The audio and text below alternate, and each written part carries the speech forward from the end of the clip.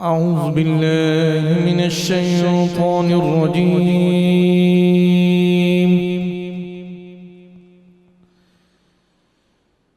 بسم الله الرحمن الرحيم.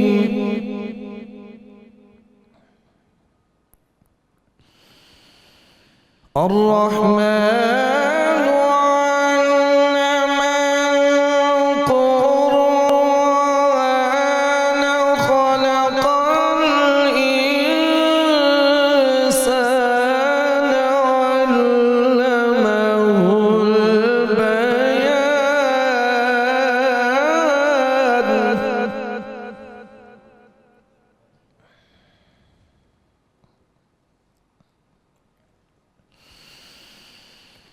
الرحمن علم القرآن خلق الإنسان علمه البيان الشمس والقمر بحسبان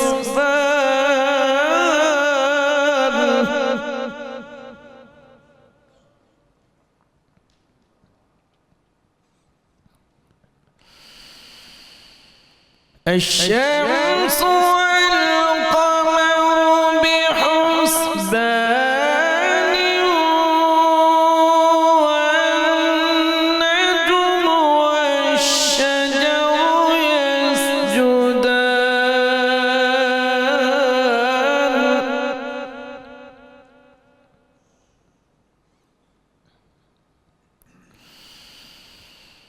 والسماء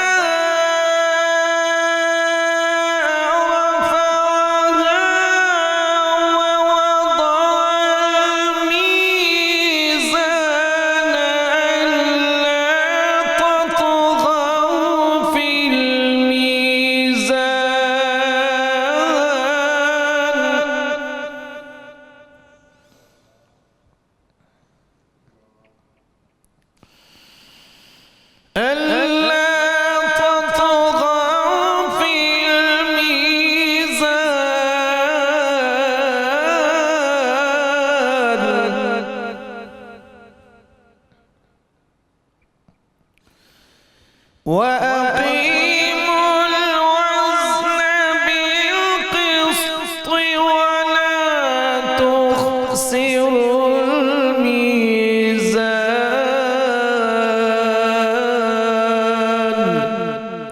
صدق الله العظيم. ماشاءاللہ ماشاءاللہ. ملک معروف قاری جناب قاری محمد ظفر علی سیالوی صاحب تلاوت کلام پاک سے قلوب منور فرما رہے تھے. الحمدللہ رب العالمین والصلاة والسلام علی سید الانبیاء والمرسلین. اللہم صلی علی سیدنا و مولانا محمد وعلی آلہ واصحابہ وبارک وسلم وصلی علیہ. دنیا کے تمام دیکھنے والوں کو، تمام چاہنے والوں کو، تمام پیار کرنے والوں کو، اور جہاں جہاں تک اس وقت میری آواز کو سنا اور مجھے دیکھا جا رہا ہے، جنید اقبال کی جانب سے انتہائی محبت کے ساتھ السلام علیکم. ایک بار پھر ناظرین، آپ کو رحمت رمضان کی خصوصی براہ راست نشریات میں سحری کے اس حسین سے موقع پر میں دل کی گہرائیوں سے خوش آمدید کہتا ہوں. اور آئیے چلتے ہیں آج ایک ایسے کرم کی بات کرنے ناظرین کہ جس کو انتہائی توجہ کے ساتھ سنیے گا. میں عموماً یہ سوچتا ہوں کہ ہمارے پالنہار، ہمارے رب، ہمارے اللہ نے، ہمارے پروردگار نے ہم گناہ گاروں پر ناظرین کیسے کیسے انعامات کی برکھا کی ہے. یعنی وہ کیسے کیسے انعامات کی برکھا برساتا ہے جس کا ہم تصور بھی نہیں کر سکتے. کہ سرکار مدینہ صلی اللہ علیہ وآلہ وسلم نے فرمایا کہ جنت کے 8 دروازے ہیں. کتنے دروازے ہیں ناظرین؟ 8 دروازے ہیں. ان میں سے ایک دروازے کا نام ریان ہے. اچھا، ریان کے معنی ہوتے ہیں سیرابی کے. اور ان میں سے کون داخل ہوں گے آپ کو معلوم ہے ناظرین؟ عام مسلمان ان میں سے داخل نہیں ہوں گے، بڑے خاص لوگ داخل ہوں گے، یعنی ان میں سے روزے دار داخل ہوں گے. اب ذرا سوچئے کہ جنت بنیادی طور پر ایک فائنل یوں سمجھ لیجئے کہ ایک ڈیسٹینی ہے کسی مسلمان کی. کسی مسلمان سے اگر آپ پوچھیں کہ آپ کی آخری خواہش کیا ہے تو وہ کہے گا میری پہلی اور آخری خواہش یہی ہے کہ اللہ تبارک و تعالیٰ مجھ سے راضی ہو جائے اور میں داخل جنت ہو جاؤں. تو اس جنت کے 8 دروازے ناظرین، اور ان دروازوں میں ایک دروازے کا نام باب الریان ہے، جس سے صرف اور صرف روزے دار داخل ہوں گے. یعنی بلا تمثیل عرض کر رہا ہوں کہ جس طرح کسی دنیاوی بادشاہ کسی سربراہ مملکت یا کسی بڑی شخصیت یا کسی بڑی منسٹر کی ناظرین آمد کے موقع پر اس کا پروٹوکول جس طرح سے سیٹ کیا جاتا ہے، اس کے لیے سیکیورٹی کا انتظام بڑا بہترین کیا جاتا ہے، اس کے لیے راستے صاف کیے جاتے ہیں اور اس کے لیے VIP گیٹ بنایا جاتا ہے، ایسے ہی اللہ تبارک و تعالیٰ نے روزے داروں کو اپنے پیارے اور محبوب ترین بندوں کی بھی پریولیج کلاس میں رکھا ہے، انتہائی پریولیج کلاس میں رکھا ہے کہ روزے دار اللہ کے وہ VVIPs ہیں جن کی انٹرنس کے لیے جنت میں ایک دروازہ باب الریان کے نام سے اللہ تبارک و تعالیٰ نے مختص کر دیا ہے، جن سے صرف اور صرف ناظرین روزے دار ہی انٹر ہوں گے. یعنی اس کے بعد اس دروازے کو بند کر دیا جائے گا، کسی اور کے لیے نہیں کھولا جائے گا. اب ذرا سوچئے ناظرین کہ روزے دار کا مقام یہ ہے کہ روزے دار کے منہ کی جو بو ہوتی ہے نا، دیکھیے ہم اصل میں بات یہ ہے کہ عبادت کرتے تو ہیں لیکن لطف تو اس وقت آتا ہے کہ جب اس عبادت کی روح کو سمجھ کے کریں. یعنی روزے دار کی منہ کی بو کو اللہ تبارک و تعالیٰ مشک سے زیادہ پسند فرماتا ہے. ناظرین کرام، روزہ اتنی بڑی نعمت ہے، اتنی بڑی عبادت ہے کہ یعنی جو عبادت کے ساتھ ساتھ شفاعت بھی ہے اور شفاعت کے ساتھ ساتھ روحانی اور جسمانی صحت حاصل کرنے کا بہترین پرسکرپشن بھی ہے. یعنی نبی پاک صلی اللہ علیہ وآلہ وسلم کا فرمان مبارک ہے کہ روزہ رکھو صحت مند ہو جاؤ گے. یعنی قربان جائیں میرے آپ کے آقا و مولا صلی اللہ علیہ وآلہ وسلم پر کہ 1450 برس پہلے سرکار مدینہ صلی اللہ علیہ وآلہ وسلم نے فرما دیا تھا. آج 1450 برس کے بعد سائنس اس نتیجے پر پہنچی ہے کہ روزہ کئی بیماریوں کا علاج ہے. شارح حدیث حضرت علامہ عبدالرؤف مناوی رحمۃ اللہ علیہ نقل کرتے ہیں کہ روزہ روح کی غذا ہے. جس طرح کھانا جسم کی غذا ہے، روزہ رکھنے سے دنیا میں بندے کو صحت و تندرستی، وافر مقدار میں رزق بھی ملتا ہے، جبکہ آخرت میں اس کا بہت بڑا اجر و ثواب ہے. حضرت بایزید بستامی رحمۃ اللہ علیہ سے ناظرین ایک مرتبہ رمضان المبارک میں بھوک کے فضائل کے حوالے سے پوچھا گیا. آپ بھوک کے فضائل بیان کر رہے تھے تو کسی نے کہا کہ حضرت کیا بھوک کے بھی کوئی فضائل ہوا کرتے ہیں؟ تو آپ نے فرمایا ہاں، اگر فرعون کو بھوک ملتی تو وہ کبھی بھی خدائی کا دعویٰ نہ کرتا. اس نے خدائی کا دعویٰ کیا ہی اس لیے تھا کہ اس کا پیٹ بھرا ہوا تھا. جب پیٹ بھرا ہوتا ہے تو بندہ اپنی اوقات بھول جاتا ہے. اللہ تبارک و تعالیٰ نے ہم عاجز مسکینوں کو ہماری اوقات یاد دلانے کے لیے ہم پر رمضان کے روزوں کو فرض کر دیا تاکہ ذرا بھوک لگے، پیاس بھی لگے. اس سے ہم کو ان غربا کی پریشانی کا احساس ہوگا جن کے پاس 2 وقت کھانے کو مشکل سے ہوتا ہے اور وہ کس طرح سے گزارا کرتے ہوں گے. ناظرین کرام، اس بات پر ہمیشہ توجہ رکھیے گا اور یہ بڑی اہم ترین بات میں آپ کو بتلا رہا ہوں کہ جب کوئی بھی نیکی کریں، کوئی بھی جائز عمل کریں تو اللہ کریم کی رضا کے لیے ہی کیجیے گا. یعنی ہمیں صرف اور صرف یہ ذہن میں رکھنا چاہیے کہ میں جو بھی نیکی کر رہا ہوں یہ صرف میرے پروردگار کو راضی کرنے کے لیے، اس کے علاوہ کچھ بھی نہیں. اس طرح ناظرین ایک تو آپ کو تقوی کا حصول ہوگا اور دوسرا اللہ اور اس کے رسول صلی اللہ علیہ وآلہ وسلم کی اطاعت کرنے کی نیت آپ کے سامنے رہے گی تو ضمناً ایسی شاندار طبی فوائد بھی اس کے آپ کو ملیں گے جس کا آپ تصور بھی نہیں کر سکتے. یعنی آپ سوچئے ناظرین، آج سائنس جا کر جس بات کی تحقیق کرنے کے بعد اس نتیجے پر پہنچی ہے کہ فاسٹنگ کے بڑے فوائد ہیں، 1450 برس پہلے سرکار نے فرمایا تھا. اب میں 13 فوائد آپ کے سامنے رکھ رہا ہوں تاکہ آپ کو یہ اندازہ ہو کہ یہ جو روزے کی، جو فاسٹنگ کی پریکٹس ہے، اللہ تبارک و تعالیٰ نے نہ صرف اس کو روحانی طور پر ہمارے لیے بڑا ہی یوں سمجھ لیجئے کہ مراتب کی بلندی کا ذریعہ بنایا ہے، جسمانی طور پر اس کے بڑے فائدے. اس کا پہلا فائدہ یہ ہے کہ معدہ جسے آپ اسٹمک کہتے ہیں ناظرین، اس کی تکالیف اور اس کی بیماریاں ٹھیک ہو جایا کرتی ہیں اور نظام ہضم جسے آپ ڈائجسٹو سسٹم کہتے ہیں وہ بہتر ہو جاتا ہے. دوسری بات میں آپ کو بتلاؤں کہ شوگر لیول لوگوں کا عموماً جو ہے وہ بڑا بگڑا ہوا ہوتا ہے، تو روزہ شوگر لیول کو، کولیسٹرول کو اور بلڈ پریشر میں اعتدال لاتا ہے اور اس کی وجہ سے دل کا دورہ جو ہے وہ پڑنے کا خطرہ نہیں رہتا. تیسری بات میں آپ کو بتلاؤں کہ دوران خون میں کمی آ جاتی ہے اور دل کو آرام پہنچتا ہے۔ چوتھی بات، جو لوگ روزہ رکھتے ہیں ان کو یہ فائدہ ہوتا ہے کہ جو جسمانی کھچاؤ اور ذہنی تناؤ اور ڈپریشن جو کہ آج ظاہر ہے سوسائٹی کے اندر بہت زیادہ ہے، بے روزگاری کے مسائل ہیں، دیگر مسائل ہیں، تو اس وجہ سے انسان نفسیاتی امراض میں مبتلا ہوتا ہے۔ روزے کی وجہ سے ان تمام مسائل کا خاتمہ ہو جاتا ہے۔ پانچویں بات میں آپ کو بتلاتا ہوں کہ جو موٹاپے میں عموماً لوگ رہتے ہیں، جن کو اپنا وزن بڑھنے کا جو بڑا خوف رہتا ہے، تو موٹاپے میں کمی آتی ہے اور اضافی چربی انسان کے جسم کی روزہ ختم کر دیتا ہے۔ چھٹی بات، جو بے اولاد خواتین ہیں ان کے یہاں اولاد ہونے کے امکانات روزہ رکھنے کی وجہ سے کئی گنا زیادہ بڑھ جایا کرتے ہیں۔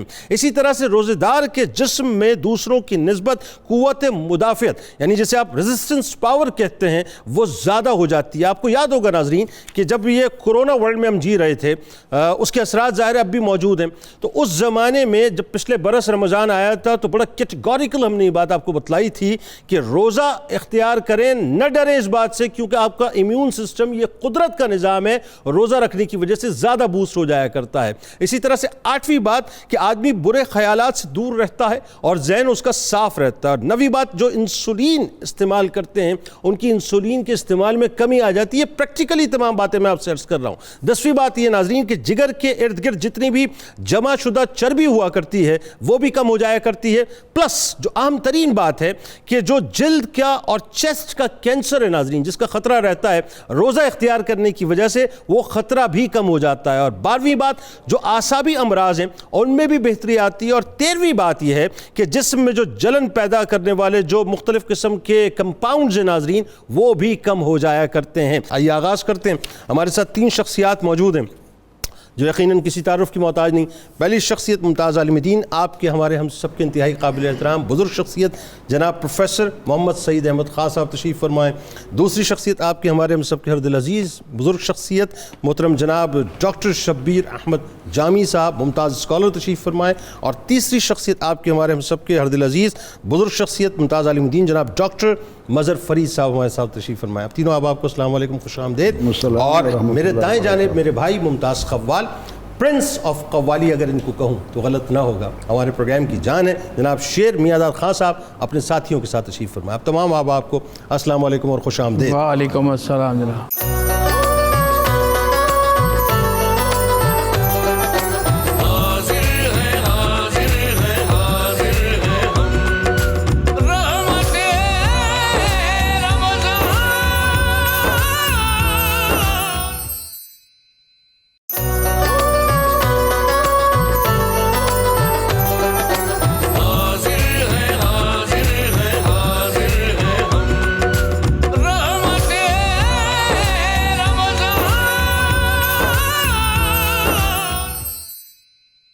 آغاز کرتے ہیں گفتگو کا، اور ظاہر ہے پروفیسر صاحب ہمارے ساتھ موجود ہیں، ہمارے بزرگ شخصیت۔ سب سے پہلے پروفیسر صاحب،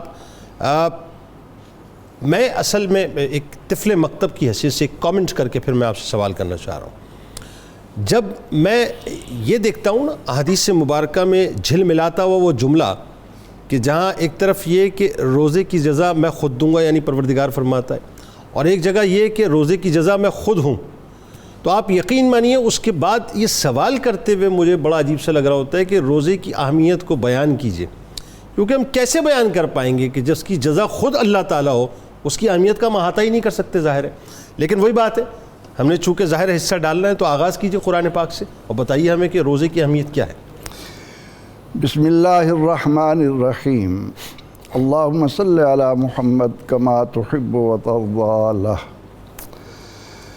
محترم مکرم جنید اقبال صاحب، جس انداز سے ہم اپنے پروگرام کا آغاز کرتے ہیں، قرآن کریم کی صدائے دل نواز، پھر آپ کے کلمات اور پھر میاں شیر داد صاحب، تو یقینی طور پر انسان کی روح لذتوں میں گم ہو جاتی ہے۔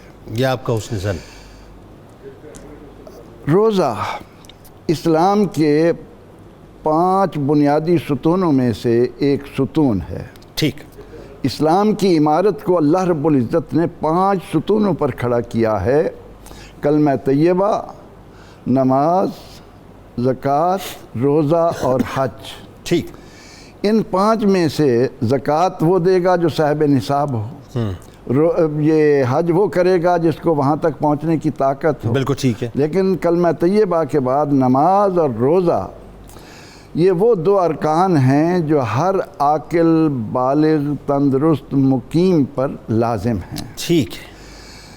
اب جہاں تک اس بات کو سمجھنے کی ضرورت ہے کہ قرآن حکیم کی روشنی میں ہم روزے کی اہمیت کیا جانیں، پہلی بات تو اس ضمن میں یہ ہے کہ پروردگار عالمین نے قرآن کریم میں عشاق مصطفیٰ کو مخاطب کر کے حکم دیا ہے.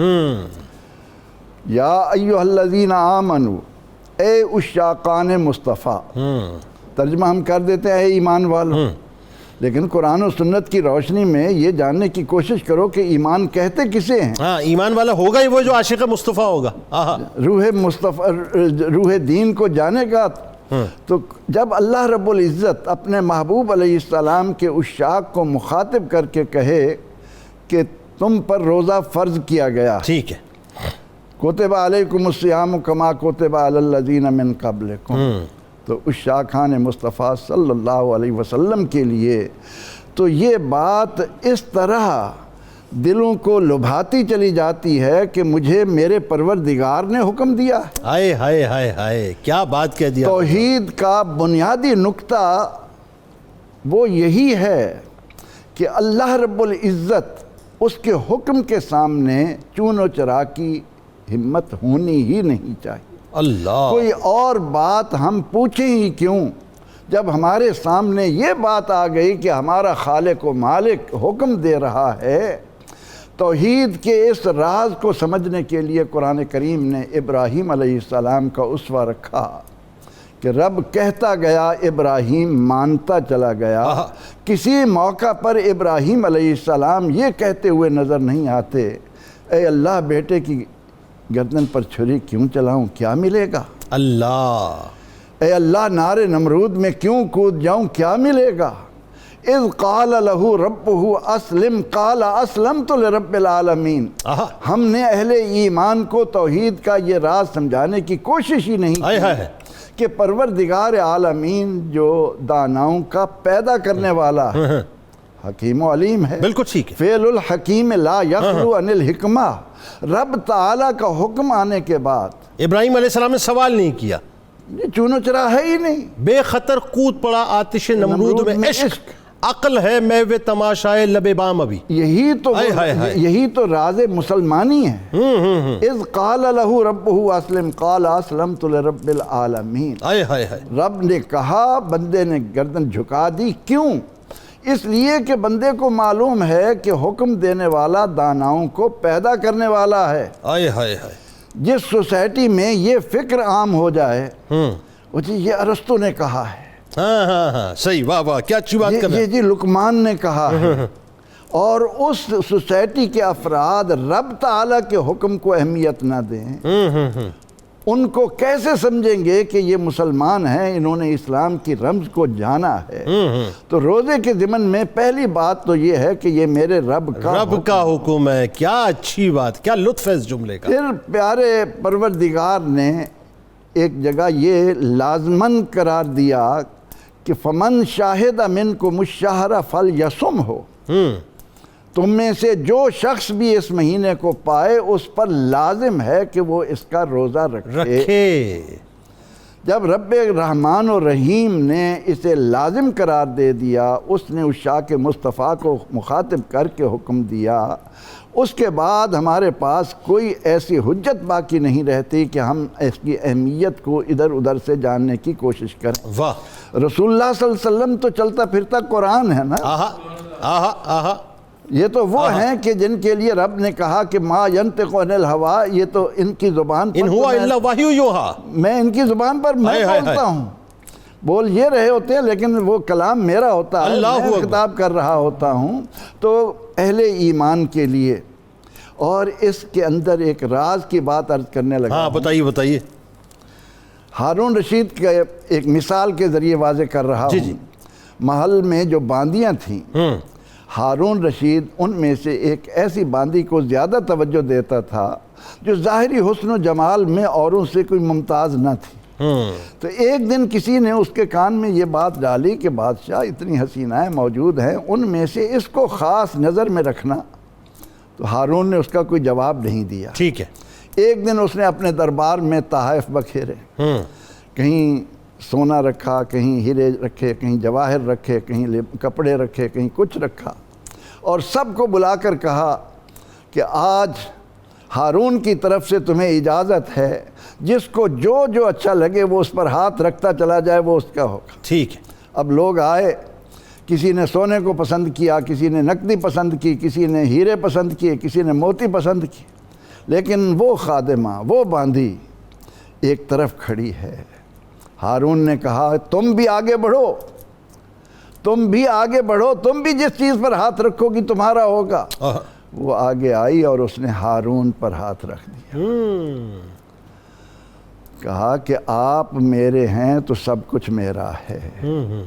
یہ ہے وہ راز روزے میں، حج میں، زکوٰۃ میں، نماز میں، اور روزے کے ضمن میں جب آپ نے کہا کہ الصوم لی وانا اجزی بہی واجزا بہی، اللہ اکبر، جب روزے دار نے اپنے آپ کو رب کے حوالے کر دیا، اور من کان للہ کان اللہ لہو، جو اللہ کا ہوا اللہ اس کا ہوا، سبحان اللہ، پھر جس کا اللہ ہوا اس کا کیا نہیں۔ بالکل ٹھیک۔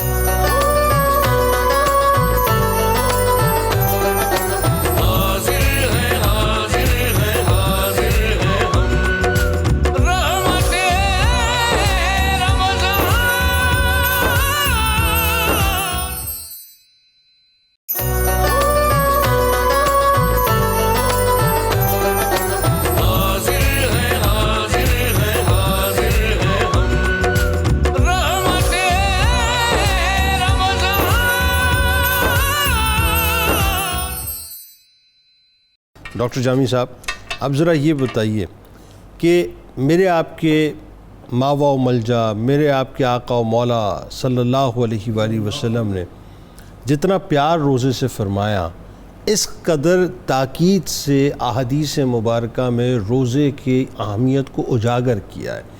میرا خیال ہے کہ اب اس کو سننے اور پڑھنے کے بعد بھی اگر ہم روزے کی اہمیت کو نہ سمجھیں تو ہم سے زیادہ بدبخت کوئی نہیں ہے۔ تو ذرا بتائیے احادیث کی روشنی میں کہ روزے کی اہمیت کتنی بیان کی ہے میرے سرکار نے۔ حضور نبی اکرم صلی اللہ علیہ وسلم نے روزے کی اہمیت کو آپ ایسے سمجھیں، کوئی اس انداز سے بیان کیا کہ آپ کو ایسے لگے گا کہ یہ جو روزہ ہے یہ نصف دین کے مترادف لگتا ہے۔ اللہ، حضور نبی اکرم صلی اللہ علیہ وسلم نے فرمایا کہ میرا نصف دین صبر میں ہے اور نصف صبر روزے میں ہے۔ اللہ، تو اس سے آپ اندازہ لگائیں، بنیادی طور پر کوئی کہتا ہے اس کی لاجیکلی وجہ دیکھیں، ایک ہوتی ہے غذا اور ایک ہوتی ہے احتیاط۔ ٹھیک، غذا اور احتیاط دونوں ساتھ ساتھ چلتی ہیں۔ ٹھیک، اگر آپ غذا لیں اور احتیاط نہ کریں تو اس غذا کا پراپر فائدہ ظاہر نہیں ہوگا۔ ٹھیک ہے، تو باقی تمام عبادات غذا کا درجہ رکھتی ہیں، ٹھیک ہے، اور روزہ احتیاط کا درجہ رکھتا ہے۔ کیا تو اس سے اندازہ لگائیں کہ باقی غذائیں وہ سب ایک پلڑے میں، وہ ایک پلڑے میں، اور یہ احتیاط دوسرے ایک پلڑے میں۔ اللہ، تو اس سے اندازہ لگیں۔ اسی لیے حضور نبی اکرم صلی اللہ علیہ وسلم نے روزے کی اہمیت کو جس انداز سے بیان کیا، لگتا یہ ہے کلمہ طیبہ اور نماز کی فضیلت کے بعد اس پر آپ نے سب سے زیادہ زور دیا، اللہ، تاکہ لوگوں کے اندر وہ احتیاط اور تقوی کا ماحول پیدا ہو، تاکہ انسان کے اندر ثمر باری کا اور فوائد کا رجحان پیدا ہو۔ حضور نبی اکرم صلی اللہ علیہ وسلم نے فرمایا اسی احتیاط کے پیش نظر کہ روزہ ڈھال ہے، تو جس طرح ڈھال ہوتی ہے تو وہ سینے پر اگر رکھی جائے تو اس کی وجہ سے حملے کو روکا جا سکتا ہے۔ اگر آپ روزہ رکھیں گے تو شیطان بنیادی طور پر نفس کے راستے سے آتا ہے، شیطان کو کوئی اس طرح کا نہیں کھلا چھوڑا گیا کہ وہ انسان پر ویسے حاوی ہو جائے، مطلب فزیکلی نہیں آئے گا وہ، ہاں، لیکن نفس کے راستے سے آتا ہے۔ ٹھیک ہے، اب نفس کے راستے کو کمزور کر دیتا ہے روزہ، تو شیطان دور سے کھڑے ہو کر دیکھتا ہے کہ جس کے میں نے قریب جا کر انسان کو ورغلانا تھا وہ چیز بھی میرے ہاتھ میں نہیں آ رہی، تو یہ ہمارے علماء نے ڈھال کا معنی لکھا کہ ڈھال اس اعتبار یعنی انسان باطنی طور پر مضبوط ہو جاتا ہے اور اسے وہ راستہ شیطان کو ملتا نہیں ہے جہاں سے آ کے وہ اٹیک کرے انسان کرے۔ ہاں، اس کے علاوہ روزے کے بارے میں ذرا اور خوبصورت دیکھیں، بتائیے۔ روزے کا عمل اپنے مزاج کے اعتبار سے بھی بڑا عجیب ہے۔ عام طور پر آپ نماز پڑھ رہے ہیں، نماز ٹوٹنے والی کوئی چیز آ گئی تو آپ کو نماز توڑنی پڑے گی، ٹھیک ہے، دوبارہ پڑھنی پڑے گی، بالکل ٹھیک ہے۔ لیکن روزہ ایک ایسا عمل ہے، اگر آپ نے روزے کے دوران بھولے سے کھا پی لیا ٹھیک، تو وہ روزہ جو ہے نا اپنی اس کہنا چاہیے تسلسل سے نہیں نکلتا، ٹھیک، وہ روزہ چلتا ہی رہتا ہے۔ بلکہ اس کے بارے میں حضور نبی اکرم صلی اللہ علیہ وسلم نے پیار بھرے جو جملے بولے کہ اگر روزے دار بھول کر کھا پی لے ٹھیک، تو روزے دار یہ سمجھے مجھے اللہ نے کھلایا اور پلایا ہے۔ اللہ، کیونکہ اللہ یہ نہیں چاہتا کہ بندوں کو وہ تکلیف دے، لیکن چونکہ تربیت مقصود ہے اللہ، اور لوگوں کو ایک مقام و مرتبے تک لے جانا مقصود ہے، اللہ، تو اس لیے اس کا وہاں کھانا پینا بھی نہ صرف معاف کیا جا رہا ہے بلکہ وہاں میزبانی کے طور پر اللہ تعالیٰ اپنے آپ کو پیش کرتا ہے۔ اللہ اللہ اللہ اللہ، سبحان اللہ سبحان اللہ۔ اس میں روزے کی فضیلت کا اگلا پہلو دیکھیں کہ جب اس کے اجر کی بات ہے، روزے سے ملتا کیا ہے؟ ہاں، ملتا کیا ہے؟ تو حالانکہ عام طور پر اصول تو یہ ہے کہ آپ کوئی بھی نیک عمل کریں تو اس میں عام طور پر 10 گنا ثواب ملتا ہے۔ ٹھیک ہے، اگر آپ کا خلوص سے نیت بہت اعلیٰ درجے کا ہے تو 700 گنا یا اس سے زیادہ۔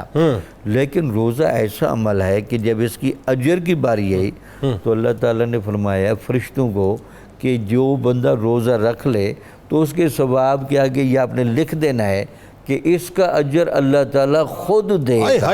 یہ جو جملہ ہے نا، یہ جملہ بس سمجھ لیجئے کہ ختم کر دیتا ہے، جس کا اجر اللہ ہو بس کیا رہ گیا پھر اس کو؟ اللہ تعالیٰ اس کا اجر خود دے گا۔ تو اللہ تعالیٰ کی رحمت کی چونکہ کوئی وسعت کی حد ہی نہیں تو لہٰذا اجر بے شمار ہوگا۔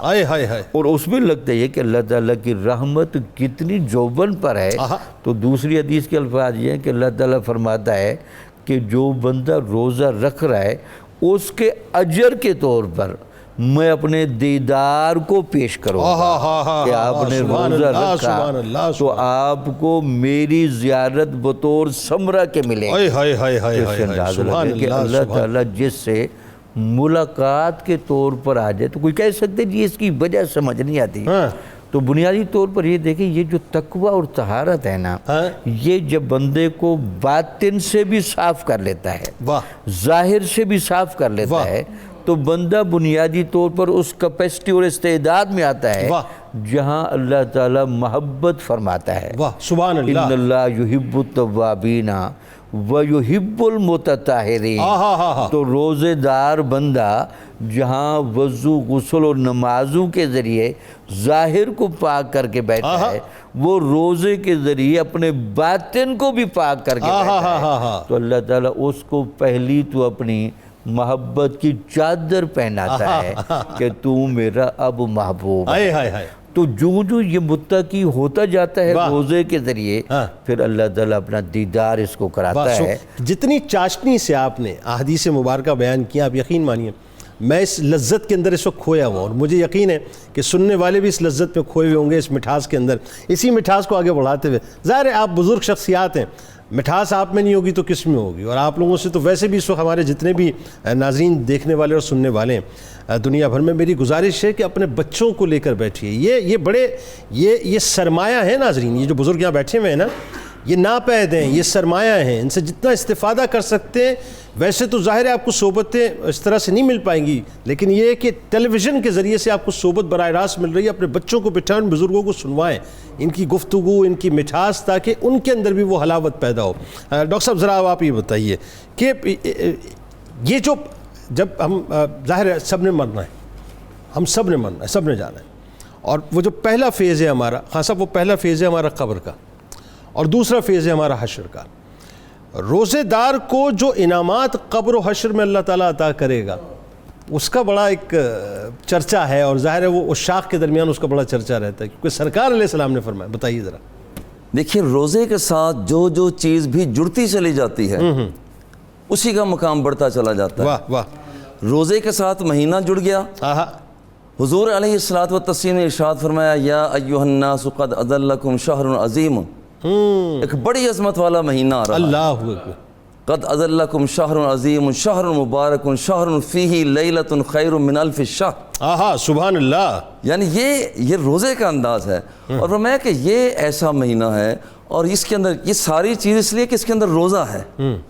اس کا مقام اس لیے ہے کہ اس کے اندر روزہ ہے. یعنی اس کی روح، اس کا ہارٹ روزہ ہے بنیاد اس کا. اور پھر یہ ہے کہ یہاں پر یہ فرمایا کہ یہ تمہارے پاس یہ مقدس مہینہ آیا روزہ اس کی وجہ سے. اور ساتھ یہ فرمایا وَهُوَ شَهْرُ الصَّبْرِ. یہ صبر والا مہینہ ہے. اللہ.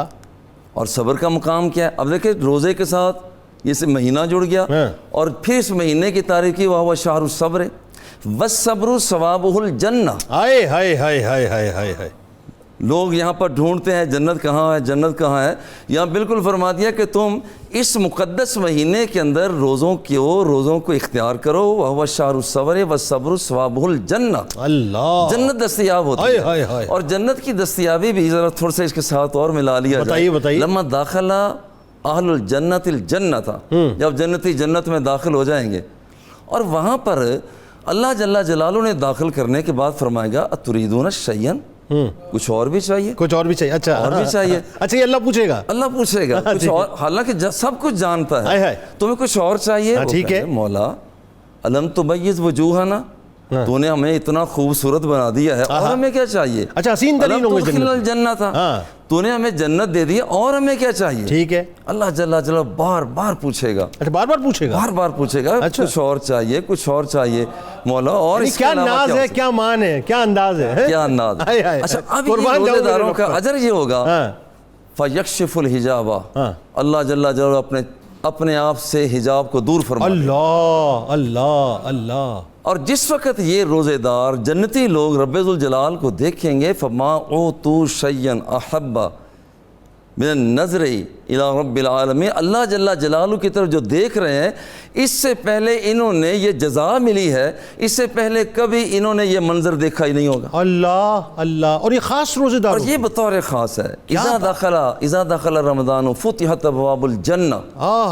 جب یہ رمضان کا مہینہ روزوں والا مہینہ آتا ہے، روزوں کا یہ اعزاز ہے، جب یہ روزوں والا مہینہ آتا ہے فتحت ابواب الجنہ وغلقت ابواب جہنم وسلسلۃ الشیاطین. 3 کام ہوتے ہیں. جنت کے دروازے کھول دیے جاتے ہیں اور دوسری بات یہ ہے کہ جہنم کے دروازے بند کر دیے جاتے ہیں، شیطان کو جکڑ دیا جاتا ہے. اچھا حضرت شاہ ولی اللہ جکڑا ہی رہے بس. یہ جکڑا ہی رہے. حضرت شاہ ولی اللہ رحمہ اللہ وہ اس بات پر فرماتے ہیں، کہتے ہیں کہ اصل میں یہ ہے کہ مجموعی طور پر اجتماعی سطح پر ایسا ماحول بن جاتا ہے، ایسا ماحول بن جاتا ہے کہ آدمی نیکی کی طرف بڑھتا چلا جاتا ہے. واہ واہ واہ. جب وہ بڑھتا چلا جاتا ہے تو یہ ہے کہ جنت کے دروازے کھل گئے ہیں. واہ. اچھا وہ برائی کرنا بھی چاہتا ہے تو برائی کے درمیان میں رکاوٹیں حائل ہو جاتی ہیں. واہ. ایک ایسا اجتماعی ماحول دستیاب ہو جاتا ہے. وہ جو رکاوٹیں پیدا ہوتی ہیں وہ بندے کو جہنم کی طرف سے جانے سے روکتی ہیں. یہ ہے کہ جہنم کا دروازہ بند ہو گیا. ہائے ہائے ہائے ہائے سبحان اللہ. کیا بات ہے. سلسلۃ الشیاطین، شیطانوں کو جکڑ دیا جاتا ہے. ٹھیک ہے. اب جو پہلے آزادانہ سوچ، وہ آدمی کی قوت فکریہ جس پہلے انداز میں سوچتی تھی اب اس انداز میں نہیں سوچ پاتی ہے. کیوں؟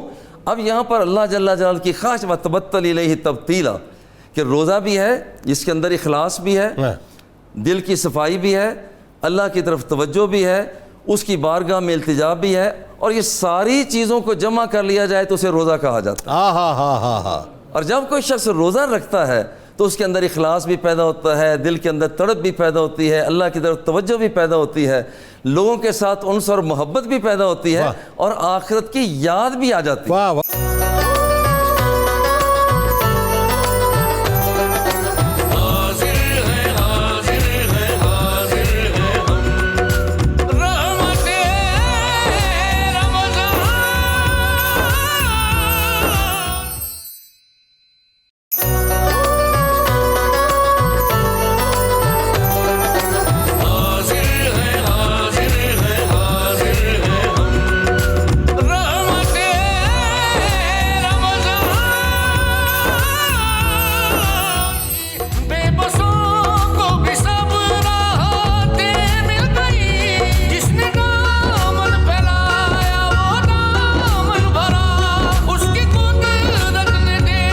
آپ کو ناظرین ایک بار پھر میں خوش آمدید کہتا ہوں رحمت رمضان کی خصوصی براہ راست شریعت میں سحری کے اس خوبصورت سے موقع پہ، اور کیا حسین گفتگو اور کیا رچاؤ سے خان صاحب کلام پڑھ رہے ہیں۔ میں تو بس ایک کیف میں مبتلا ہوں، اور مجھے یقین ہے کہ آپ بھی بہت ہی اس وقت ایک کیف میں مبتلا ہوں گے۔ اچھا، اب سوال یہ ہے پروفیسر صاحب کہ جہاں ظاہر ہے قرآن پاک روزے کی اہمیت بیان کرتا ہے، جہاں حدیث مبارکہ میں ہمیں روزے کی اہمیت نظر آتی ہے، جہاں قبر و حشر کے حوالے سے بات ہوئی کہ روزہ دار پر کیا کیا انعامات ہوں گے، میں نے انڈیویجول کیپیسٹی میں روزہ رکھا انفرادی حیثیت میں، لیکن وہی بات ہے کہ اس کی بدولت میں یہ سمجھنا بھی چاہوں گا کہ کیا معاشرے پر اس کے کچھ نتائج مرتب ہوتے ہیں یا صرف اس کا تعلق میری اپنی ذات کے ساتھ ہی؟ یہ بتائیے ذرا۔ بہت ہی عمدہ سوال آپ نے کیا، اور یہ اتنا وسیع سوال ہے کہ گھنٹوں اس پر بات کی جائے تو بھی ہم بات کو سمیٹنے میں کامیاب نہیں ہوں گے۔ اس ضمن میں پہلی بات یہ یاد رکھنی چاہیے کہ پروردگار عالمین نے کہا کہ ایمان والو، ہم نے پہلے لوگوں کی طرح تم پر روزے فرض کیوں کیے؟ لعلکم تتقون۔ ٹھیک، اس میں تمہاری مصلحتیں، تمہارے فوائد، تمہارے لیے اس کے اندر بے شمار خوبیاں رکھی گئی ہیں۔ ہمارا پروردگار صمد ہے، بے نیاز ہے، ہمارا رب غنی ہے، بے نیاز ہے، تمام جن و انس کے نیک ہونے سے اس کی شان میں کوئی اضافہ نہیں ہوتا، اور تمام جن و انس کے نافرمان ہونے سے اس کی شان میں کوئی کمی نہیں آتی۔ کیا خوبصورت ارشاد ہے رسول رحمت صلی اللہ علیہ وسلم کا کہ انما ہی اعمالکم احصیھا لکم، یہ جو تمہارے اعمال ہیں انہیں تمہاری مصلحتوں کے لیے، تمہارے فوائد کے لیے رکھا جاتا ہے۔ اب انسانی معاشرت چاہتی کیا ہے؟ کہ اس کی جان لوگوں کی محفوظ ہو، بے شک، اس میں لوگوں کے مال محفوظ ہوں، درست، اس میں لوگوں کی آبرو اور عزتیں محفوظ ہوں۔ بالکل ٹھیک۔ آقا علیہ السلام نے فرمایا کہ کل المسلم علی المسلم حرام دمہ و مالہ و عرضہ، ہر مسلمان کی ہر مسلمان پر حرام کر دی گئی ہے جان، مال اور آبرو۔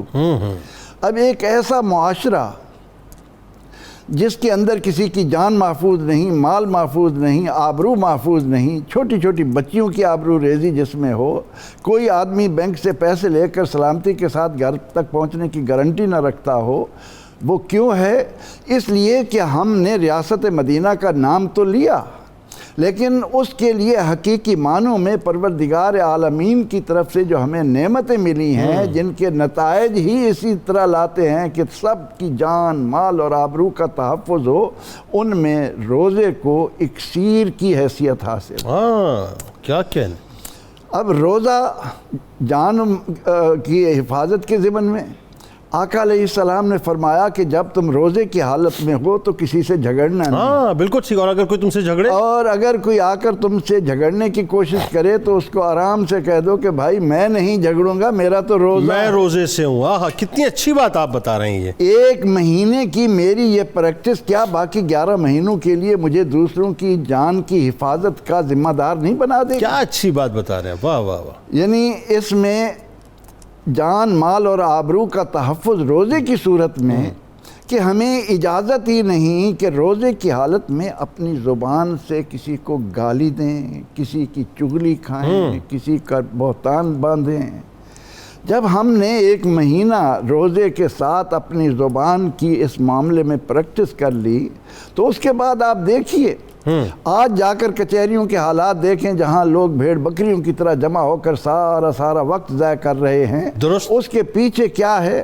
یہ زبان کنٹرول میں نہ تھی۔ بالکل صحیح۔ ایک بچے نے یہ لفظ فلاں کے لیے بول دیا اور دونوں قبیلے سامنے آ گئے اور قتل و غارت تک معاملہ چلا۔ بالکل صحیح ہے۔ رمضان کا پورا مہینہ، کیونکہ آقا علیہ السلام کا یہ فرمانا کہ روزے دار اس وقت تک روزے سے ہے جب تک وہ کسی کی غیبت نہ کرے، ما لم یغتب کے الفاظ، بالکل صحیح فرما رہے ہیں۔ ادھر غیبت کی ادھر روزہ ختم ہو گیا۔ بالکل ٹھیک ہو گیا۔ تو روزے کے اندر انسانی معاشرت کا یہ کتنا خوبصورت پہلو رکھا گیا کہ تم نے اپنی زبان کی حفاظت کرنا ہے، اور من صامت نجا، جس نے بلا وجہ گفتگو کرنے سے اپنی زبان کو روک لیا وہ نجات پا گیا۔ روحانی، چونکہ میں چاہتا ہوں کہ اس حوالے سے آپ بتائیے کہ یہ جو روزے کے فوائد ہیں، ظاہر ہے دنیاوی اعتبار سے تو آپ نے بتایا کہ معاشرے پہ اس کے جو امپیکٹ ہوتا ہے، لیکن اسپریچولی جو اس کا اثر ہے انفرادی طور پہ بھی اور اجتماعی طور پہ بھی کیا ہوتا ہے، ذرا یہ فوائد بتائیے۔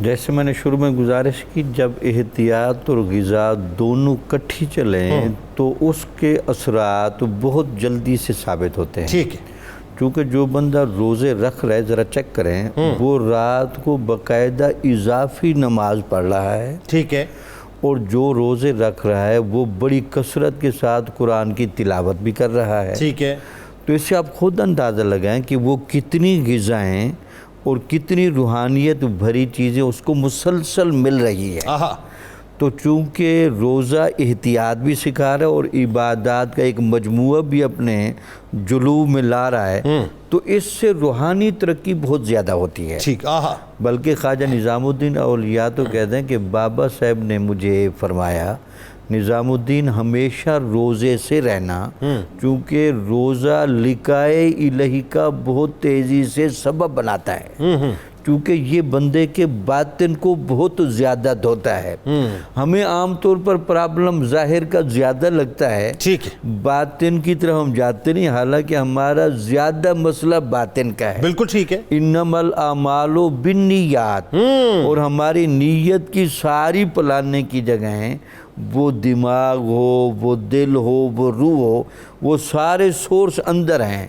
تو ہم بعض اوقات نیت سطحی مان لیتے ہیں، نیت کو درجہ اخلاص میں نہیں لا سکتے۔ مطلب ہم سے منہ سے کہہ دیتے وہ بھی صوم غد نویت من شہر رمضان، بس ختم۔ باقی وہ اخلاص کے درجے میں جب آپ نیت کو لائیں گے تو روزے کے درمیان جو احتیاطیں ضروری ہیں، اگر اخلاص سے نیت سے آپ رکھیں گے تو سارا دن آپ اپنا محاسبہ بھی کریں گے۔ واہ، بھئی وہاں تو میں کہہ آیا تھا، بھئی خلوص دل سے نیت رکھ رہا ہوں، اور اس نیت کے دوران میں نے ساری پابندیاں کرنی ہیں، میں نے جھوٹ نہیں بولنا، غیبت نہیں کرنی، نگاہوں کی حفاظت کرنی ہے، اور اپنے آپ کو شرعی قواعد کا پابند کرنا ہے، تو روزہ بڑی تیزی کے ساتھ روحانی ترقی کی طرف میل کرتا ہے۔ اور آپ ہمیشہ یاد رکھیں روحانیت کا ثمر کیا ہے؟ روحانیت کا ہمیشہ ثمر جنت نہیں رہی، حالانکہ وہ جنت میں جائیں گے۔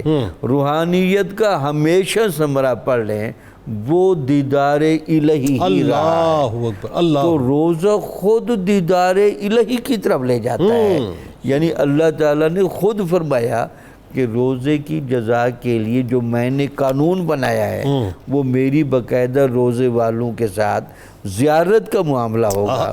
تو اس سے اس کی روحانی ترقی کے مزاج کو ذرا آپ چیک کریں۔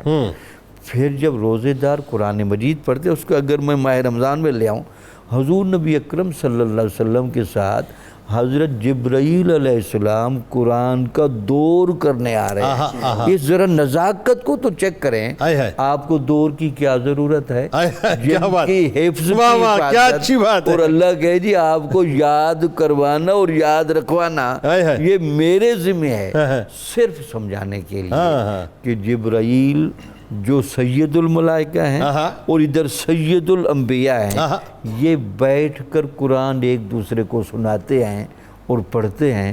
وہ کیا رنگ ہوگا جب یہ قرآن مجید پڑھایا جاتا ہے، تو لہٰذا ماہ رمضان میں حفاظ بڑی کثرت سے دور کرتے ہیں، جی، تو قرآن کا فائز بھی شامل ہو گیا، بالکل ٹھیک ہے، نمازوں کا فائز شامل ہو گیا۔ اچھا، اس میں اللہ کے قانون کے اندر برکت دیکھیں، سحری اور افطاری کھانے پینے کے معاملات کو ہمیشہ جب درجہ استحباب میں رکھا جاتا ہے، جب جان کا خطرہ نہ ہو، تو لیکن یہاں کھانے پینے کے معاملات کو اٹھا کر روزے کے برابر کے ثواب تک لایا گیا ہے۔ تو دیکھیں کتنا ایک روحانیت بھرا ماحول ہے، ہر چیز اپنے اثرات دکھا رہی ہے، اور بندہ روحانی طور پر مسلسل ترقی کرتا جا رہا ہے۔ اور دیکھیں جن چیزوں کو ہم سمجھتے ہیں گناہ کے منابع، روزہ کیسے ختم کرتا ہے۔ حضور نبی اکرم صلی اللہ علیہ وسلم ایک دفعہ مدینہ کی گلیوں سے گزر رہے تھے، تو کچھ نوجوان بچوں سے آپ نے غیر مانوس باتیں سنی جو عام طور پر معاشرے میں کی نہیں جاتی، تو آپ نے ان سب کو بلایا اور ان سے پیار فرمایا اور ان کو کہا تم میں سے جو صاحب حیثیت ہیں وہ نکاح کر لیں، اور جو سمجھتے ہیں کہ وہ اپنے آپ کو کنٹرول میں نہیں رکھ سکتے تو وہ روزے رکھنا شروع کریں۔ یعنی تزکیہ نفس کا بہترین ذریعہ۔ بلکہ اگر میں سادہ جملہ آپ کی اجازت سے کہہ رہا ہوں، شباب کے جوبن کا علاج روزے میں ہے۔ اللہ اکبر۔ یعنی شباب کو کنٹرول کیا جا سکتے روزے کے ذریعے، یعنی برائی کے تمام سورس خارج والے بھی بند کر دیے اور داخلی پر بھی پابندی لگا رہا ہے روزہ۔ نہ برائی باہر سے ہے نہ برائی اندر سے ہو، تو یہ کیسا سما ہوگا؟ تو اس کے اندر کیوں روحانی ترقی کا کیا عالم ہوگا؟ کیا عالم؟ سبحان کیا کہنے۔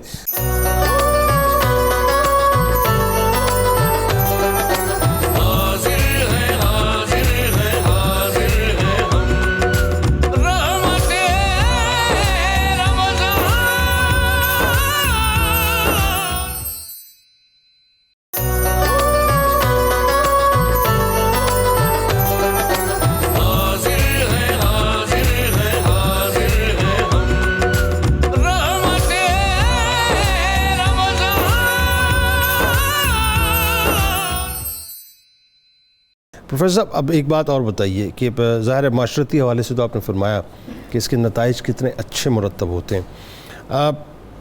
انسان جب ظاہر روزہ رکھتا ہے تو اس کا بنیادی مقصد تو جیسے میں نے ابتدا میں عرض کیا تھا کہ اللہ تبارک و تعالیٰ کا قرب ہے، اس کی رضا ہے، اور اسی کے صدقے اللہ تعالیٰ پہ جسمانی طور پہ جو فوائد دیتا ہے 1450 برس کے بعد سائنس اس تحقیق پہ پہنچی کہ واقعی فاسٹنگ کا بڑا پازیٹیو رزلٹ یا اس کے اثرات انسان کی باڈی پہ ہوتے ہیں۔ آپ بتائیے ذرا جسمانی فوائد اس کے کیا ہے؟ بات یہ ہے کہ آقا علیہ الصلاۃ والتسلیم نے فرمایا کہ خوب پیٹ بھر کر کھانا اصل الداء، ساری بیماریوں کی جڑ ہی یہ ہے۔ اب اللہ رب العزت جو بندوں پر مہربان ہے، اس کی طرف سے ملنے والا ایک ایک حکم ہمارے لیے ہزاروں مصلحتیں، ہزاروں فوائد، ہزاروں خوبیاں اپنے اندر لیے ہوئے ہیں۔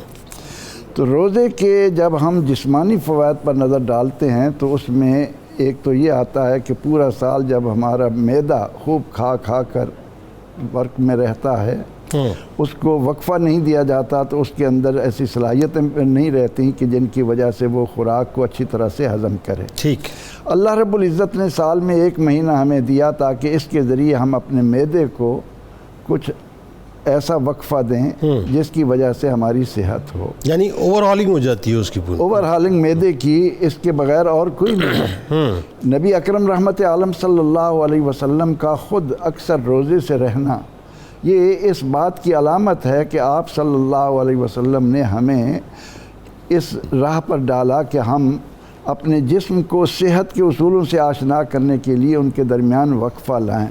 علماء نے ایک واقعہ بھی بیان کیا کہ کسی حاکم نے مدینہ منورہ میں حکیم بھیجا، وہ آ کر کتنا عرصہ وہاں رہا، اس کے پاس کوئی مریض نہیں آیا۔ ٹھیک ہے، تو آخر اس نے کہا کہ وجہ کیا ہے؟ تو بتایا یہ گیا کہ ہم وہ لوگ ہیں کہ جب خوب بھوک لگتی ہے تو دسترخوان پر جاتے ہیں، ٹھیک ہے، ابھی کچھ بھوک باقی ہوتی ہے تو ہم ہاتھ ہٹا لیتے ہیں، اس لیے ہم سے بیماریاں دور رہتی ہیں۔ کیا بات! یہ جسمانی صحت کو برقرار رکھنے کا ایک خوبصورت انداز ہے۔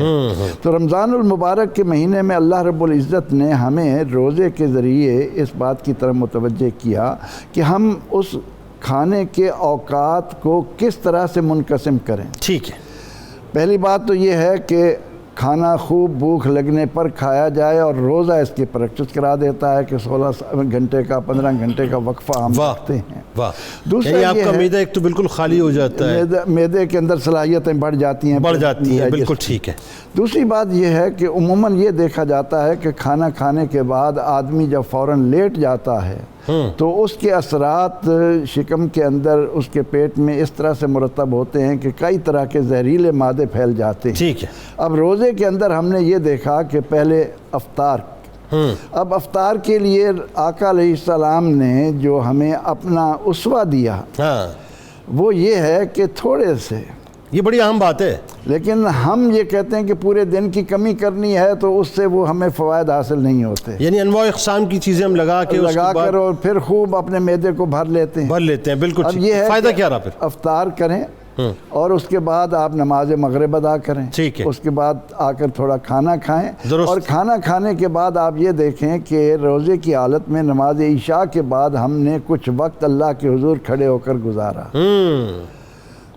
تاکہ سونے سے پہلے وہ وقفہ آ جائے، تاکہ ہم اپنے اس کھانے کو ہضم کر سکیں، پھر ٹھیک سو ہے، جائیں۔ بالکل لیکن صحیح۔ ہم نے اگر کھانا خوب کھایا، اور یہ جو ہمارے ہاں ایک عادات سی اختیار ہو گئی ہیں کہ شادی بیاہ کے موقع پر رات کو دیر تک جاگا جاتا ہے، اور اس کے بعد کئی انواع کے کھانے کھانے کے بعد لوگ جا کر فوراً سو جاتے ہیں، ٹھیک ہے، اس کی وجہ سے ہسپتال بھرتے ہیں، بالکل ٹھیک ہے، اس کی وجہ سے طرح طرح کی بیماریاں انسانوں کے اندر آتی ہیں۔ بالکل صحیح۔ تو نبی اکرم رحمت عالم صلی اللہ علیہ وسلم نے ہمیں جسمانی صحت کا بھی ایک بہترین اصول روزے کی حالت میں عطا کیا، تاکہ انسان، اور پھر سب سے بڑی بات کہ جس سوسائٹی کے لوگ کھانے کے معاملے میں اعتدال برتیں گے، درست، وہاں غلے کی بھی کمی نہیں ہوگی۔ بالکل ٹھیک ہے۔ مجھے بتائیے ڈاکٹر صاحب کہ جب ہم پیٹ بھر کے لیوش قسم کی سحری رکھیں گے سامنے،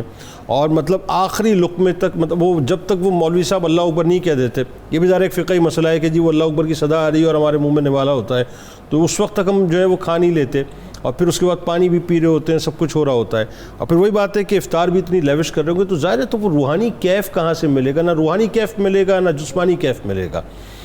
ایک بات جو میرا خیال ہے اس وقت تمام سننے والے آپ سے سمجھنا چاہتے ہوں گے، کیونکہ صوفیہ کے حوالے سے جب بھی بات آتی ہے تو ہم آپ ہی سے سوال کرتے ہیں، صوفیہ کا کیا طرز عمل تھا روزے کے دوران؟ ایک بات تو یہ بتائیں آپ۔ دوسرا یہ کہ میں سمجھ نہیں پاتا، وہی بات جب ہم ریلیٹ کر رہے تھے اس بات کو، اب جیسے سحری افطاری کی بات ہوئی ہے تو ہم بات تو کرتے ہیں، لیکن وہی بات ہے کہ روزے کے اثرات عام مسلمان کے اوپر نظر کیوں نہیں آتے، ہمیں عام معاشرے پہ نظر کیوں نہیں آتے؟ اس کی کیا وجہ ہے؟ سب سے پہلے تو صوفیہ کا مشرب بیان کرنے سے پہلے یا روزے پر ان کا جو معمول ہے، ذرا ان کا پیٹرن آف لائف میں تھوڑا سا بیان کروں۔ لوگ تصوف کو دین سے ایک الگ چیز سمجھنے لگے ہیں، حالانکہ تصوف بنیادی طور پر عمل کا یا اصلاح کا وہ پیٹرن ہے جس سے آپ کو قرب الہی ملے گا۔ واہ!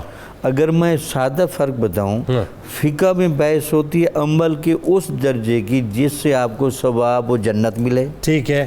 تصوف میں عمل کا وہ پیٹرن طے کیا جاتا ہے جس میں آپ کو ثواب اور جنت تو ملے گی، لیکن اس سے بڑھ کر آپ کو قرب الہی، قرب نبوی اور حقیقت دین سے آشنائی ہو۔ واہ واہ واہ واہ! تو ان کا لیول اونچا ہے، تو جو لوگ اس لیول پر چونکہ پورا نہیں اترتے تو وہ یہ سمجھتے کہ یہ فالتو چیزیں ڈالی گئی ہیں، یہ فالتو چیزیں نہیں ہیں، یہ چونکہ لیول اونچا ہے تو احتیاطیں زیادہ ہیں۔ تو ان کے ہمیشہ تین چیزیں بڑی چلتی ہیں عمل میں۔ وہ کیا؟ ان کا خیال یہ ہوتا ہے کہ آپ کوئی بھی کام کرنے لگے تو آپ خلوص نیت کی جگہ پر کھڑے ہوں، درست، عام نیت پر کھڑے ہوئے تو کام آپ نہیں کر سکتے۔ دوسرا کام جو بھی آپ کو اس کو کامل ادا کریں، واہ، اس کے اندر نقص نہ رہنے دیں۔ واہ! تیسرا یہ اس کام کو اتنا مسلسل کریں واہ، کہ وہ کام جو بھی ظاہری اور باطنی اثرات رکھتا ہے وہ آپ کو دے۔ واہ! اب روزے کے بارے میں جب حضور نبی اکرم صلی اللہ علیہ وسلم نے یہ ساری باتیں بتائیں، یہ ڈھال بھی ہے، یہ زیارت الہی تک بھی لے جائے گا، سبحان اللہ، یہ آپ کے اندر تقوی بھی پیدا کرے گا، سبحان اللہ۔ تو جب صوفیہ اس ڈھب پر ہے تو سب سے پہلے دیکھیں کہ ایک تو خلوص نیت کا بڑا اہتمام ہے، ٹھیک ہے، تو آپ کو مشائخ کے ہاں یہ روزہ ملے گا۔ ذرا دو واقعے ملاؤں تاکہ چاشنی پیدا ہو۔ بہاؤالدین زکر ملتانی رحمۃ اللہ علیہ سے پوچھا کہ یہ روزہ کیوں رکھایا جاتا ہے؟ ان کے روزہ بنیادی طور پر مجاہدے کے لیے رکھوایا جاتا ہے۔ ٹھیک ہے، تو ان سے پوچھا کہ مجاہدہ کیا ہوتا ہے؟ انہوں نے کہا مجاہدہ یہ ہوتا ہے کہ آپ 30 سال تک خدا کی نافرمانی کے قریب نہ جائیں۔ ہائے ہائے ہائے ہائے! روزہ تو بنیادی طور پر اسی تقوی کو لانے کے لیے اچھا تقوی کی سادہ تعریف کر لیں۔ تقوی بنیادی طور پر وہ طریقہ ہے جس میں آپ برائی کے تو تمام راستے بند کر دیں گے، اور نیکی پر نیکی کریں گے۔ آہا جب ہم برائی کے ساتھ نیکی کو ملاتے ہیں تو لگتا ہے یہ نیکی ثواب تو دیتی ہے، ٹھیک ہے، لیکن نیکی آپ کو قرب الہی کی طرف اس لیے نہیں لے جاتی کہ آپ نے ایک ساتھ دوسری چیزیں ملائی ہوئی ہیں۔ ٹھیک ہے، لیکن تقوی چونکہ روزہ پیدا کرتا ہے تو صوفی بندہ تقوی سے باقاعدہ وصال الہی کے منازل تک پہنچتا ہے، واہ، تو اس لیے وہ برائی کا کوئی بھی معاملہ نہیں لے گا۔ آہا اگر یہاں اس سے بچنے کے لیے خواجہ معین الدین چشتی اجمیری کا قول سناؤں، آپ سے پوچھا کہ یہ تصوف میں مرید کسے کہتے ہیں؟ جو تصوف کی راہ پر چلنے کے لیے آتا ہے، آپ نے کہا تصوف کے لیے مرید وہ بندہ ہوتا ہے کہ اس کے کرامن کاتبین جو بائیں کندھے والا ہے وہ 20 سال تک اس کی ایک برائی بھی نہ لکھے۔ ہائے ہائے ہائے ہائے ہائے، یہ پیٹرن ہے ہائے تصوف ہائے، کا۔ کیا کہنے، یہ ہے اولیاء، آہا، یہ وہ لوگ ہیں جن کو آج ہم داتا صاحب کہتے ہیں، بابا فرید کہتے ہیں، خواجہ نظام الدین اولیاء اور خواجہ معین الدین چشتی اجمیری اور سرکار غوث اعظم کہتے ہیں۔ یہی وجہ تو تھی کہ ہماری جتنے بھی مسلمان ہیں اولیاء کی بات ہے تو ایسا لگتا ہے جیسے ان کے وجود میں کرنٹ آ جاتا ہے، واہ واہ، چونکہ ولیوں نے لیول ہی ہمیشہ وہ رکھا ہے ہاں، تاکہ ظاہری برکتیں ملیں، بالکل ٹھیک، باطنی برکتیں واہ، لیں، دنیاوی فیض لیا، ٹھیک ہے، اخروی فیض لیا، بالکل ٹھیک، آخرکار وصال الہی اور وصال نبوی میں فنا ہو گئے۔ آہا کیا کہنے، کیا کہنے۔ ڈاکٹر صاحب اب ذرا آپ یہ بتائیے کہ ایک عام مسلمان روزے کے مسائل اگر سمجھنا چاہے تو ایک تو یہ بتائیے کہ روزے کے مسائل کیا کہیں، دوسرا روزہ رکھتے وقت ہمیں کن کن باتوں کا خیال رکھنا، یہ بڑی اہم ترین بات ہے کہ اتنی ظاہر عظیم ترین پریکٹس ہے روزہ، تو اگر ہم اس کا ڈیکورم اس کو صحیح طرح سے مینیج نہ کریں، اس کا ڈیکورم نہ سمجھیں تو پھر لطف نہیں آئے گا۔ اور تیسری بات آپ نے ساتھ ساتھ یہ بھی بتانی ہے کہ کن کن باتوں سے روزہ ٹوٹ جاتا ہے، مکروہ ہو جاتا ہے، اور کن کن باتوں کا ہم نے اس میں خیال رکھنا ہے۔ جی، ان ساری باتوں سے پہلے تو یہ پہچاننا ضروری ہوگا کہ روزہ اصل میں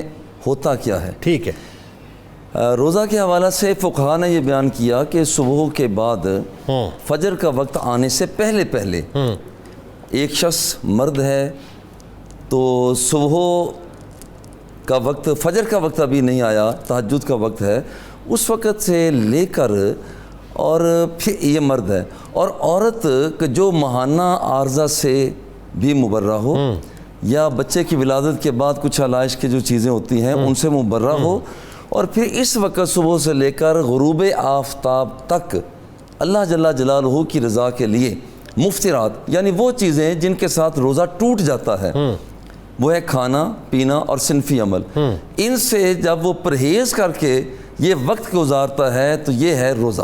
ٹھیک ہے، اچھا، اب یہاں پر روزے کی نیت رات سے کی جائے، ٹھیک، رات سے کی جائے کہ میں نے کل صبح روزہ رکھنا ہے۔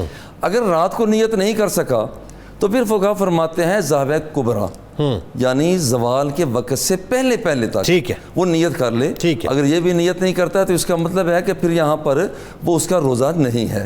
لیکن نیت جو ہے وہ دل کے ارادے کا نام بھی تو ہے نا، دل کے ارادے کا نام ہے، تاہم ایسے الفاظ کلمات جو دل کے ارادے کی غمازی کرتے ہوں ایسے الفاظ کا استعمال کرنا مستحسن اقدام ہے، جیسے کہ مطلب یہ مستحب ہے نا بات یہ۔ لیکن خدا نہ خواستہ ایسا تو نہیں کہ مثال کے طور پہ میں ظہر کی نماز ادا کرنے جا رہا ہوں، اب میری نیت ہے میں ظہر ہی کی ادا کرنے جا رہا ہوں، میں نے زبان سے اگر نیت نہیں کی ہے تو کم از کم میرے دل میں تو نیت ہے نا، تو نماز تو میری ہو جائے گی نا، اس میں تو نماز ہو جائے گی، کہنا ضروری نہیں، ضروری۔ تو اسی طرح روزے کا ہے نا، یہی وجہ ہے کہ آپ نے دیکھو کہ امام صاحب جس وقت رکوع میں جا رہے ہوتے ہیں تو آنے والا جلدی کے ساتھ اتنے الفاظ کلمات نہیں کہتا، فوری طور پر شامل ہو جاتا ہے، اس کا مطلب کہ دل کہتا ہے مطلب میرے دل میں نے روزہ رکھنا ہے، اب اگر خدا نہ خواستہ میرے منہ سے نیت اگر میں نے ادا نہیں کی، نیت تو میری ہے روزہ رکھنے کی، تو میرا روزہ تو روزہ ہو جائے گا، روزہ بالکل، ہاں بس یہ میں سمجھا۔ جی، اور دوسری بات یہ ہے جی کہ اس کے اندر جو پابندیاں ہیں، بعض اوقات ایسا ہوتا ہے کہ اگر ہم ان پابندیوں کو اختیار نہیں کرتے ہیں تو ہمیں روزے کے بدلہ میں روزہ بھی رکھنا پڑتا ہے، جسے قضا کہا جاتا ہے، بالکل ٹھیک ہے، اور پھر یہ ہے کہ کفارہ بھی دینا پڑتا ہے،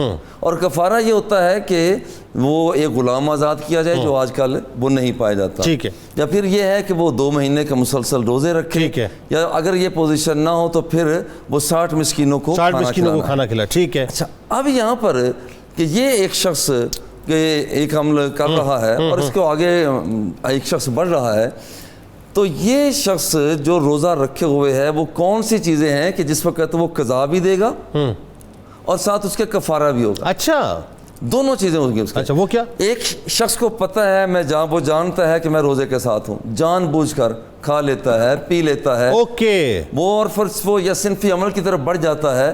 یہ وہ عمل ہے کہ اس کے ساتھ اس کو کفارہ بھی دینا پڑتا ہے اور اس کو قضا بھی دینا پڑتا ہے. اوکے, یعنی جس نے جان بوجھ کے روزہ توڑا, جہاں جان بوجھ کر روزہ بالکل صحیح.